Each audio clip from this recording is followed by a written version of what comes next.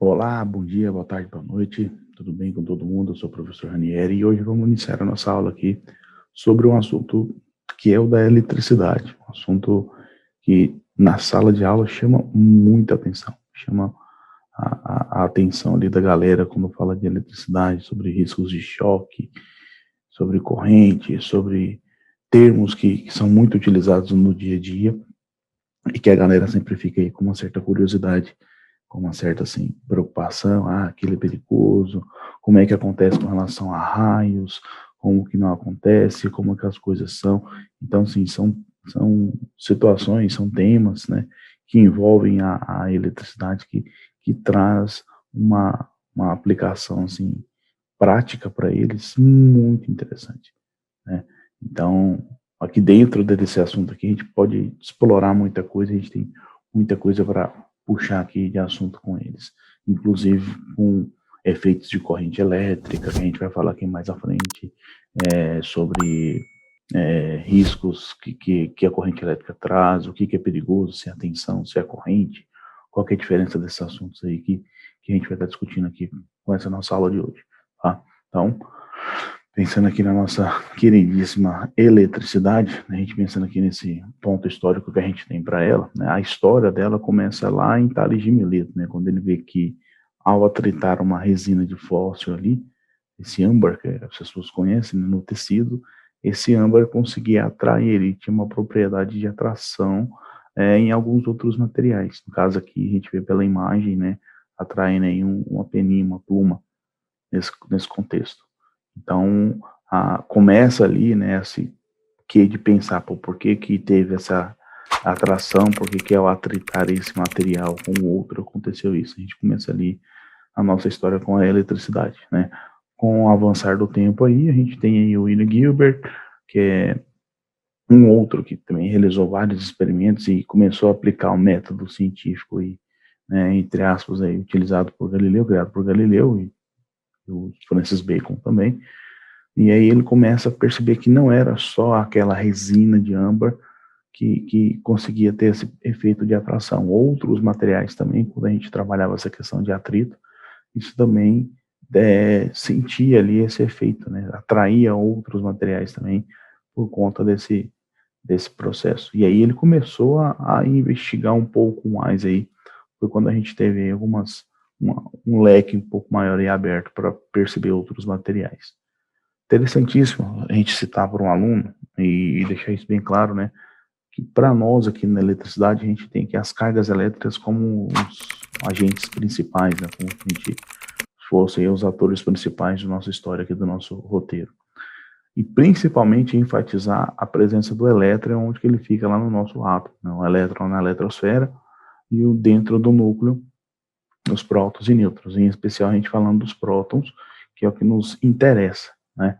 Então a gente tem aqui os elétrons, os nossos elementos principais aqui são eles, né? Quando a gente retira e coloca, que vai dar um monte de efeito que a gente conhece aqui na eletricidade, que a gente vai discutir, e o próton ali dentro do núcleo também tem a sua participação especial aqui, não tão grande quanto a do elétron, mas também tem de extrema importância, e importantíssimo que a gente deixe claro, né, a presença dos dois para o aluno, para ele perceber o que vai estar acontecendo. Para que isso? Para que mostrar essa presença? Porque a gente vai falar sobre a tal da carga elementar, sobre a carga elétrica, né? O experimento de Millikan, ele conseguiu, né, o Millikan conseguiu calcular, quantizar quanto de carga elétrica um elétron possuía, né? Através do experimento que ele fez da gota de óleo eletrizada, ele consegue pegar o elétron, né, e calcular quanto de carga elétrica ele possuía. Era um valor de menos 1,6 vezes 10 a menos 19 e que, coincidentemente, é o mesmo valor também para o próton, que é de mais 1,6 vezes 10 a menos 19, né? Lembrando, elétron, a gente atribui o sinal negativo, para lembrar dele, e o próton, a gente atribui o sinal positivo, para a gente lembrar dele. Então, são duas cargas aqui que a gente tem, os respectivos valores das cargas elementares, de cada uma delas, né? E aí essa carga elementar, esse valor aí, a gente utiliza a unidade do Coulomb, representado pela letra C maiúscula. Então a gente vai utilizar aí esses valores, essas medidas aí, essas unidades, para se referir às cargas elétricas. E aí a gente começa a parar para pensar, pô, se um elétron ou se um próton tem esse valor, e quando eu tiver um corpo com excesso de elétrons ou com excesso de prótons, quando tiver um objeto carregado de elétrons ou carregado de prótons, como é que ficaria isso aí na visão prática? A gente começa a pensar aqui nesse corpo eletricamente carregado, né? Quando a gente fala que ele está carregado negativamente, ele apresenta um excesso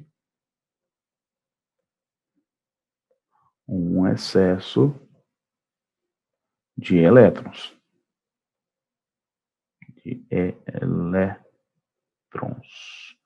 Parecendo que tem um sinalzinho ali saindo, mas foi só uma borradinha da caneta. Então, como que seria esse excesso de elétrons? Todo mundo tem próton e elétron ali, todo mundo tem átomo. O que vai diferenciar é esse excesso, muito mais elétrons do que deveria ter ali no corpo, ou o inverso, né?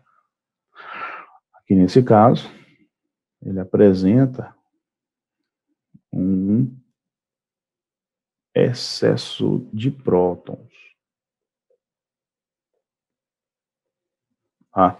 Esse excesso de elétrons ou esse excesso de prótons, a gente consegue fazer isso através de processos de eletrização. E nesses processos de eletrização, a ideia é inserir ou retirar elétron. Lembra lá da estrutura do átomo? O elétron está na última camada, então é mais fácil colocar elétron ou retirar elétron. Tá? Mexer com próton é possível, só que aí eu vou ter que mexer dentro do núcleo do átomo, e não é uma coisa fácil de ser operada, não é tranquilo assim, quanto a gente está inserindo e retirando elétron de um corpo. O simples fato que você pega uma caneta, atritar no cabelo, na camiseta, um pedaço de tecidos, qualquer, a gente consegue fazer um processo de eletrização ali. A gente consegue arrancar ou inserir elétrons em um material. Agora, para próton é um pouco mais complicado. E quando a gente fala que esse corpo está eletricamente neutro, né, não tem nenhum tipo de excesso de carga, né?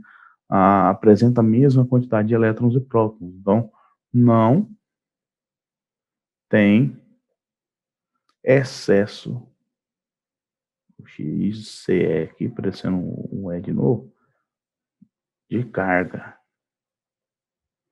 Então, a quantidade de elétron e a quantidade de próton que ele possui é a mesma, não altera, tá ok? Então, a gente começa a mostrar isso para o aluno, né? Representa isso para o aluno. Geralmente a gente utiliza aqui umas bolinhas, né? Desenhada aí, cheia de elétron, ou apenas uma bolinha com um elétron aqui indicando que ele está negativo, ou uma bolinha com muitos prótons, ou apenas um próton aqui sendo representado. E o neutro, a bolinha vazia, é o mais comum a se utilizar. Desenhar uma bolinha vazia, ele sabe que ali não tem excesso, não está sobrando nem próton nem elétron. Então a gente consegue inserir e mostrar aí como que ficaria essa quantização aí para a gente. Além disso, né, além de a gente começar a perceber que o elétron tem um valor de carga, o próton tem um valor de carga, que é o do 1,6 vezes 10 a menos 19 coulombs. Que para representar um corpo negativamente ou positivamente carregado, a gente tem que pensar nesse excesso de carga, seja positiva ou negativa, seja de elétron ou de próton. A gente agora consegue pensar também na quantização, né, em medir, calcular. Pô, se um elétron vale 1,6 vezes 10 a menos 19, se eu tivesse 2 elétrons, então seria 2 vezes 1,6 vezes 10 a menos 19. Se eu tivesse 3 vezes esse valor, 4, 10, 15, 100, 1 milhão, não importa. Seria apenas essa multiplicação simples e direta, que é o que a gente faz aqui, ó, nessa quantização da carga elétrica, nessa quantidade de carga elétrica que a gente tem, tá?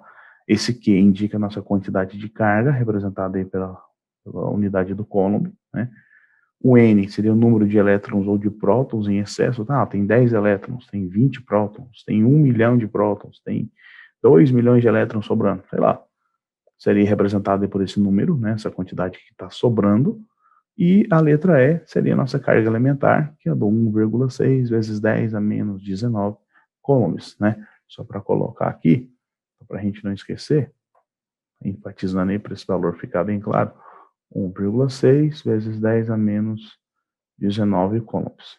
Muitos alunos perguntam às vezes, eu preciso colocar e falar assim, lá está falando que é elétron e eu tenho que colocar a questão negativa, lá está falando que é próton eu tenho que colocar o sinal positivo. Não, se ele já está falando que é elétron, já está falando que é próton, eu não preciso me preocupar com o sinal. A gente não se preocupa com esse sinal aí quando ele está sobrando. Tá? É como se fosse ali um pleonasmo, né? Sendo redundante ali na pronúncia. Ah, elétron negativo. Eu já sei que é elétron, já sei que ele é negativo. Próton positivo. É o famoso entrar para dentro, subir para cima. Então, eu não preciso fazer isso. Se eu já estou falando que é elétron, basta informar a carga que eu sei que aquilo ali é uma representação direta do valor dele. Eu já sei que ele tem o atributo ali da carga negativa. Se eu estou falando de próton, a mesma coisa. Eu já sei que tem ali a carga positiva, já sei como é que funciona ali para ele. Então, é sem segredo aí, sem detalhe nenhum. É só a gente falar o valor direto e deixar isso bem claro aí para o aluno entender como que esse processo funciona. E aí a questão de multiplicação, né? É uma boa deixa aí para aproveitar a galera da matemática, né? Que tem nas escolas. Nesse processo aqui, nessa etapa que eles estão, ele já tem essa noção de fazer contas e cálculos com potência de base 10, só que aí não pratica sempre tanto, porque já passou aquela parte ali da matemática, então seria interessante já trabalhar esse conjunto aí, né? Ó, vocês viram isso da matemática, a gente vai trabalhar agora isso aqui. Então a gente pode aproveitar e, assim, essa contextualização e essa interdisciplinaridade dos conteúdos, das frentes, é interessante eles perceberem que a gente não anda sozinho, nem na física, nem na biologia, nem na matemática, então é um contexto único que eu preciso mostrar, principalmente nessa etapa da BNCC que a gente está enfatizando aqui, nesses contextos aqui, para a gente estar trazendo para essas recordações, essas lembranças aí, para ajudá-los em sala de aula. É interessante a gente mostrar isso para o aluno, né? E não adianta, não é aquela caixinha da matemática, não é a caixinha do português, não é a caixinha ali da geografia. É um conteúdo que ele está entrelaçado, que um depende do outro. A gente fala de termologia, a gente lembra de efeito estufa, coisas que acontecem lá na geografia. A gente precisa de toda a leitura, toda a interpretação, e a linguagem científica é uma linguagem mais que requer mais atenção. O português, as interpretações, os textos que são lidos ali, trabalhados, são interessantes para isso. E assim sucessivamente. A gente precisa mostrar, deixar isso claro, como que funciona, como que acontece, para perceber que é de extrema importância o estudo e as coisas que a gente trabalha aqui nas ciências, nas linguagens, na matemática e assim sucessivamente. Tá? Os processos de eletrização, que eu tinha comentado agora há pouco, né, a gente consegue deixar o objeto, o corpo, eletrizado, seja positiva ou negativamente, através desses três processos, né? Os dois primeiros processos são processos fáceis de serem realizados em sala e são processos que são mais cobrados em questões de vestibulares, em experimentos práticos.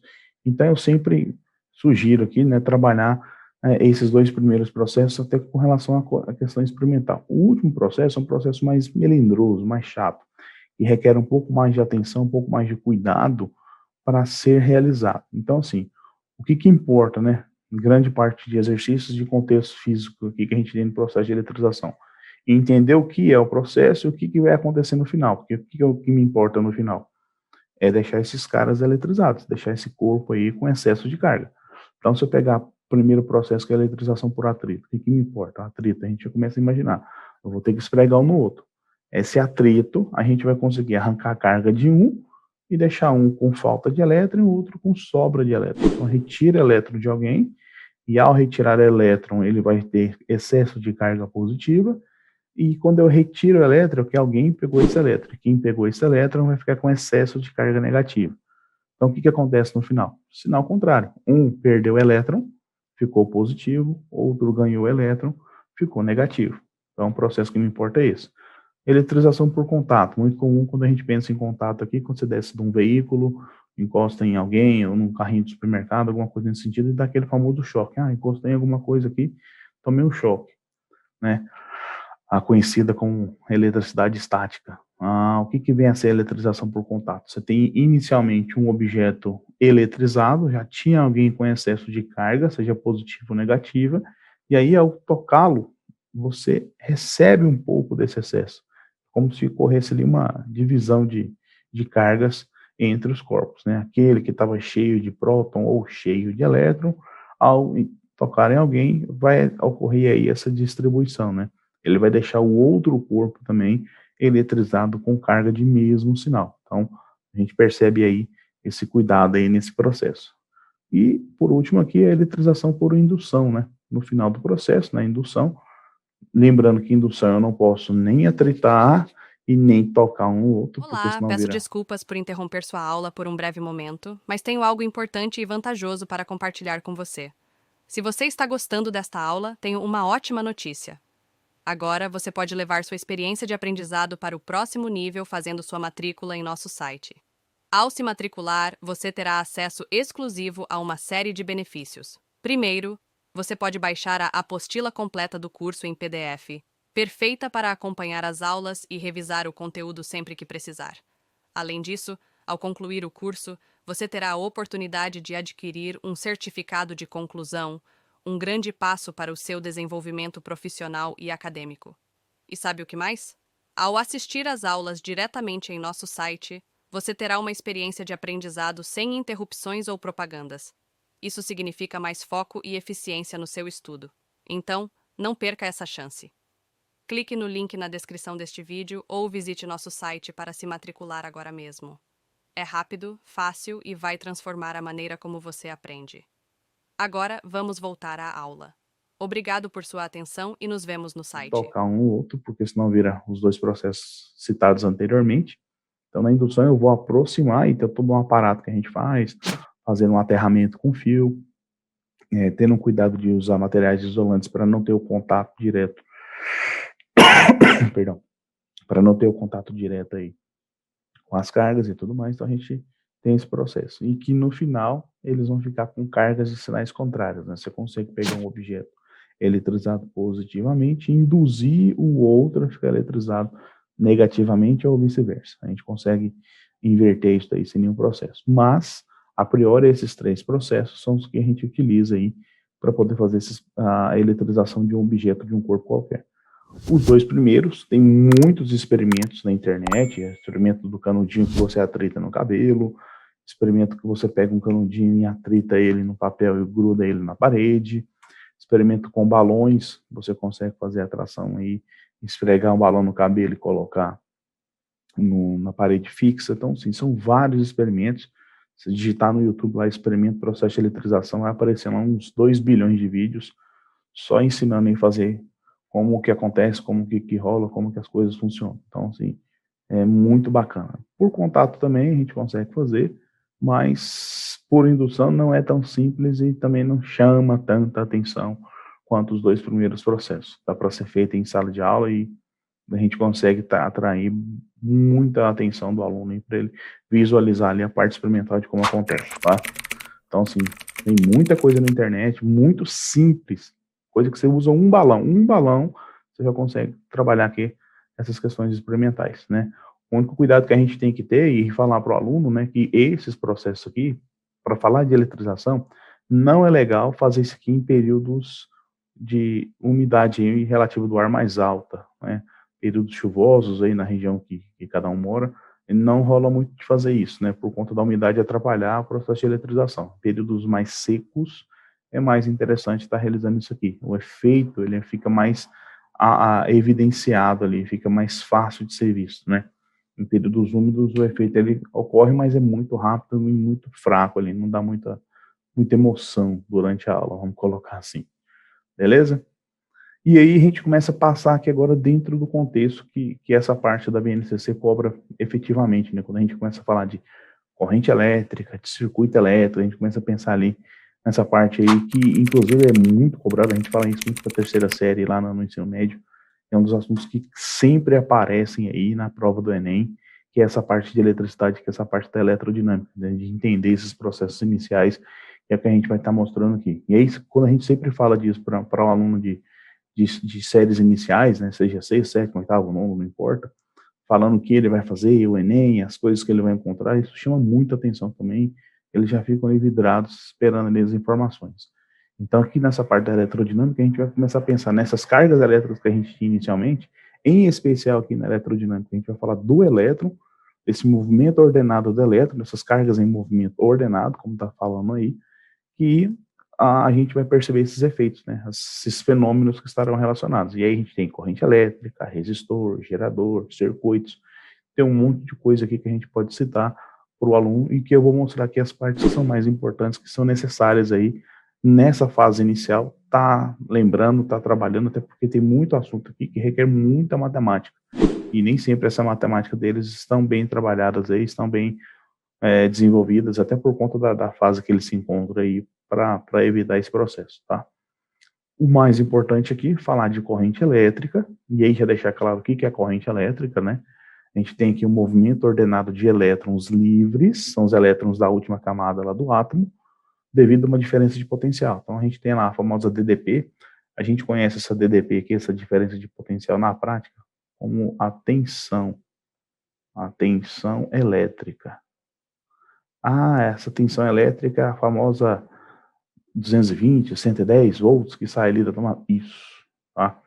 É essa tensão que vai gerar aí essa diferença de potencial, né? Essa diferença de potencial que vai promover esse movimento ordenado de elétrons livres dentro do nosso condutor. Então, tem uma representação ali no GIF abaixo aí, que a gente mostra os prótons fixos, o próton não sai do lugar, e os elétrons com esse movimento ordenado, né? A gente tem ali essa ideia. Então, em tese, a gente teria aqui, né, a parte positiva, a fase lá da minha rede de tensão, e a parte negativa aqui da minha rede de tensão. Lembra de uma pilha? Isso, uma pilha seria um gerador, e a gente utiliza ela para provocar aí uma tensão elétrica, né, uma diferença de potencial. E aí fazer os elétrons se movimentarem nos condutores que a gente tem dentro do aparelhozinho lá, seja do controle remoto, do brinquedo e por aí vai. Então a pilha também se associa aqui a essa situação, a essa ideia. Então a gente utiliza a DDP, utiliza a diferença de potencial para promover esse movimento ordenado dos elétrons. Então os elétrons vão se movimentar aqui, né, da região de menor potencial para a região de maior potencial. Então aqui maior potencial e de lá a parte de menor potencial, tá? Esse é o movimento dos elétrons. Para nós, na física, a gente atribui o sentido da corrente elétrica ao contrário, tá? Esse seria o sentido da corrente. Sentido da corrente elétrica. Então, a gente tem esse detalhezinho aqui. Os elétrons saem da região de menor para maior potencial e o sentido da corrente elétrica é contrário ao movimento dos elétrons. Para calcular essa carga elétrica, né, perdão, essa corrente elétrica, a gente depende da nossa carga elétrica e do tempo, né? É o que a gente tem aqui na nossa expressãozinha que está aqui embaixo. Essa razão da carga pelo tempo, a quantidade de carga que passa aqui, ó, numa seção reta desse fio, desse condutor, né? Esse espaço aqui nessa área, a quantidade de carga que passa ali por unidade de tempo, a gente vai estar mensurando isso aí como a corrente elétrica. A corrente elétrica representada pela letra I, né? I de intensidade da corrente elétrica. A unidade de medida é o ampere, representado pela letra A. O Q seria a nossa quantidade de carga elétrica, aquele mesmo do Q igual a N vezes E que a gente citou agora há pouco. E o ΔT, o tempo ali, né? O quanto de segundos ali que a gente tem. Então, a unidade de medida é o ampere. Para alguns alunos que já viram aí alguns disjuntores, né? Tá lá tomando banho, alguém resolve tomar banho no outro chuveiro, no outro banheiro, cai a chave. Todo mundo já ouviu falar dessa história. Aí é a hora que você tem um clique lá para falar para ele, você lembra lá no disjuntor, quando a chave caiu, que tinha um númerozinho indicando 30A, 10A, 20A, esse A de ampere seria quanto de corrente elétrica aquele dispositivo elétrico ali suporta para que ele não desarme, para que ele não caia ali a chave, como a gente gosta de falar. Ali seria um dispositivo de segurança, né, para evitar problemas maiores. Então, seria essa situação que a gente tem aqui. Então, a nossa corrente elétrica, esse movimento ordenado dela, e a gente consegue calcular essa intensidade da corrente pela razão da carga pelo tempo, tá? Então, quando a gente pega lá correntes de 30, 10, 20, 40 amperes, depende da situação, a gente consegue fazer algumas medidas, alguns detalhes. E aí a corrente elétrica, ela traz aqui umas histórias interessantes, que são os efeitos que a gente gosta de citar e de promover. né, desses efeitos da corrente elétrica, a gente pode evidenciar para o aluno 4 que são extremamente interessantes para mostrar o que acontece, né? O primeiro, o mais conhecido é o efeito Joule, o efeito térmico, do porquê que a corrente elétrica queima. Eu tenho ali movimento ordenado de elétron, eu tenho energia sendo utilizada ali, então essa energia gera calor. E esse calor aí, por conta da resistência do material, na resistência do corpo, a gente vai ter a parte da resistência dos resistores elétricos aqui, no efeito Joule, a gente gera essa ideia de calor. Então, um primeiro motivo é de falar, alguém tomou choque e morreu queimado, alguém tomou choque e se queimou. Isso é possível? Sim, a gente tem esse efeito Joule aí presente na corrente elétrica, nesse movimento ordenado dos elétrons aí, por conta da resistência do material. Então, no caso, nosso corpo tem resistência elétrica, e isso pode acontecer sim. O segundo efeito fisiológico, um famoso termo que as pessoas utilizam, a pessoa tomou choque e ficou pregada, ela tomou choque e ficou grudada no fio. Esse grudado acontece por quê? O choque elétrico, a corrente elétrica, ela promove uma contração muscular involuntária. O músculo, ele vai contrair. Se a pessoa está encostada num fio, segurou com a mão, com alguma coisa, com alguma parte do corpo, eu tenho que lembrar que eu vou ter contração. Então a mão pode fechar e segurar no fio e não soltar. Então é um risco que ocorre, esse efeito fisiológico, né? Não só questão de perigosa também, vamos pensar que tem um lado positivo esse efeito fisiológico, a galera na área de fisioterapia utiliza de choques elétricos para estimular o músculo, para recuperar ali o tônus muscular de uma lesão, de algum problema que alguma pessoa tenha ocorrido ali. Então, esse efeito fisiológico tem um lado positivo também, né? E promover essa contração muscular involuntária. Só que lá na fisioterapia é um efeito controlado. A gente consegue controlar a intensidade da corrente para não promover nenhum tipo de acidente aí. Num choque elétrico já é um problema, né? Outro detalhe que a gente pode falar desse efeito fisiológico é com relação aí à utilização do desfibrilador. Você utiliza desse efeito para fazer o coração ter aquele momento ali de ter a sua arritmia controlada, não ter a arritmia que ele tinha antes. Então tem que voltar a bater naquele ritmo, né, cadenciado, como sempre aconteceu desde o dia que você nasceu. Então a corrente elétrica que te salva, né, é a mesma também que te mata. Se eu tomar um choque, e se eu não me engano a gente precisa de 0,146 amperes de intensidade de corrente elétrica para ter uma desfibrilação ventricular, para ter ali o seu coração batendo de maneira não tão sincronizada quanto antes. E isso pode ser fatal aí para algumas pessoas. Preciso apenas de 0,146 amperes passando pelo coração. Numa tomada simples, a gente tem aí 2 amperes, por exemplo. Então, assim, é muito fácil de conseguir essa intensidade de corrente elétrica. Então, muito cuidado que a gente precisa ter, e eu sempre enfatizo isso para os alunos, para que eles tenham essa noção, que é muito perigoso, tem que tomar muito cuidado. Então, assim, vou mexer com alguma coisa relacionada à eletricidade, eu preciso tomar cuidado, eu preciso me proteger, eu preciso resguardar aí de todos os cuidados para não ter nenhum problema no final, né? O efeito químico, a gente pensa nas pilhas, nas reações químicas que acontecem nas pilhas e baterias de maneira geral, bateria do carro, bateria do celular, bateria que você tem aí para qualquer finalidade, a própria pilha do controle remoto, por aí vai. A gente tem ali o efeito químico acontecendo e o efeito magnético, né?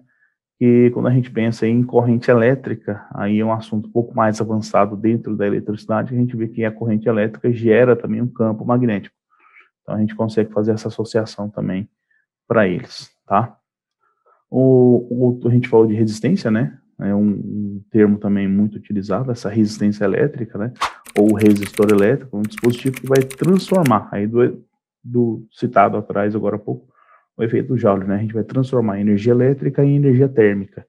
Esse resistor é o mesmo que a gente tem no chuveiro, na churrasqueira elétrica, aqueles mergulhões, né? Que o pessoal utiliza aí para aquecer a água ou outras coisas, né, que são resistores elétricos por onde a corrente elétrica vai passar e aí vai transformar essa energia elétrica em energia térmica.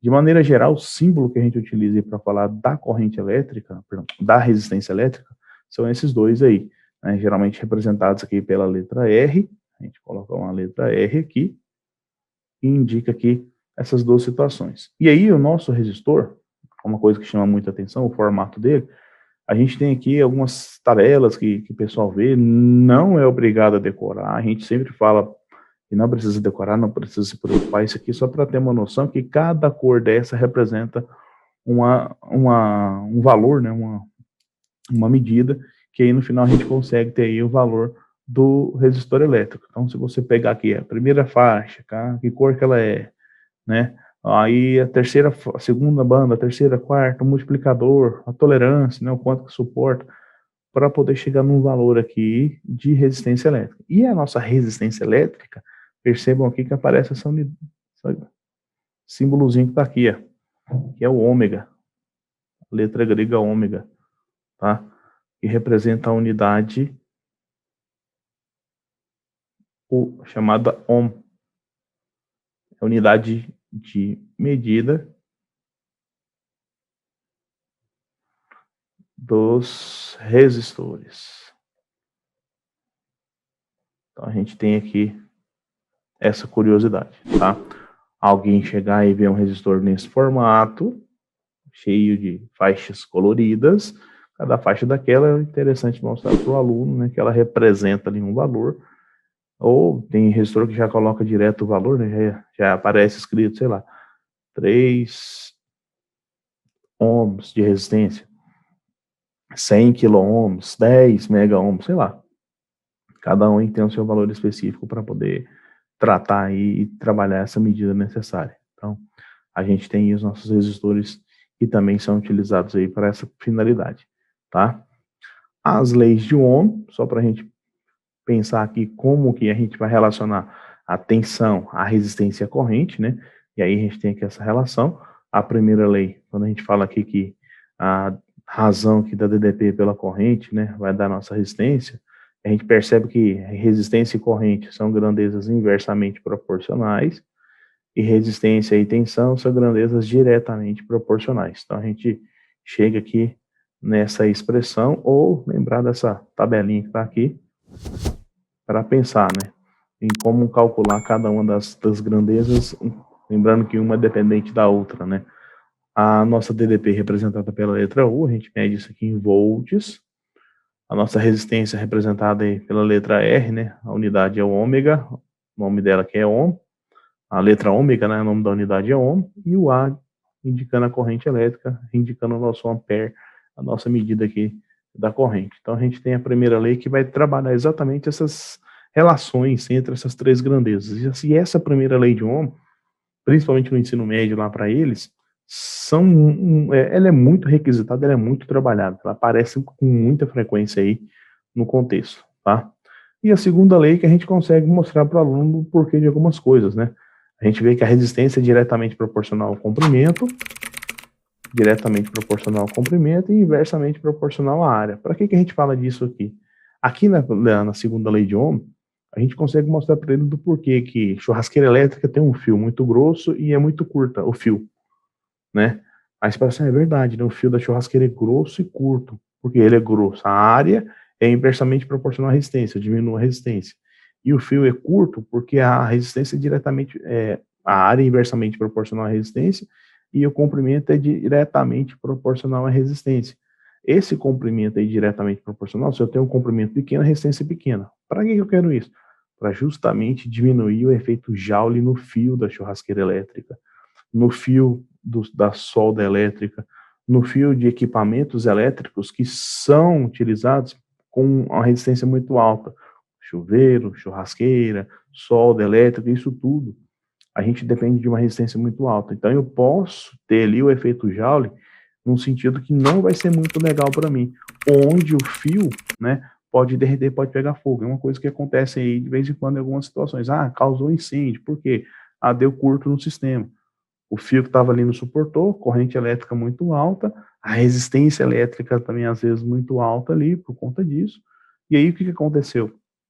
O fio não suportou, derrete, pega fogo, causa incêndio e assim por diante. Então a gente consegue mostrar aqui também para ele essa percepção dentro do sistema, né? Então, a gente também consegue ter essa análise aqui com base nisso. Então, para essa fase inicial, para etapa inicial aqui, é muito interessante a gente estar falando, né, dizendo, mostrando aí as utilizações dessa parte da eletricidade, mostrando aonde que isso vai estar presente na vida dele e que isso também vai ser trabalhado de maneira mais profunda aí no ensino médio com ele. Mas esses assuntos de separar o que que é corrente elétrica, o que é resistência elétrica, o que que é DDP, o que que é tensão, o que cada um faz, é interessante. Os efeitos que essa corrente elétrica traz, ter isso consciente já na vida dele para não atrapalhar, para não fazer outras coisas, isso é de extrema importância.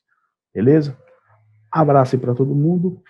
Até a próxima, se Deus quiser. E aí, tudo bem? Estou passando apenas para deixar um recado bem rápido para você que acabou de ver essa aula e que gostaria de assistir a todas as aulas desse curso.